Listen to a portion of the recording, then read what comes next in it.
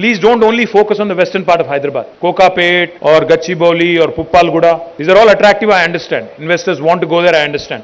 But I've been trying hard, as a government we've been trying hard to also grow other parts of Hyderabad.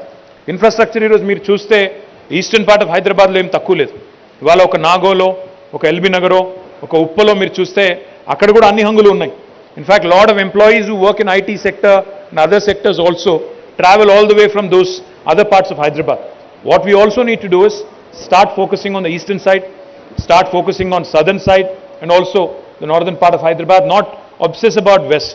ఎందుకంటే ఎంత ఎక్కువ ఇక్కడ వెస్ట్లో మనం congest చేస్తే, ఎంత ఎక్కువ డెన్సిటీ పెంచితే అంత డేంజర్ హైదరాబాద్కి. Because we don't want to end up like Bengaluru, we don't want to see our infrastructure క్రమ్లింగ్.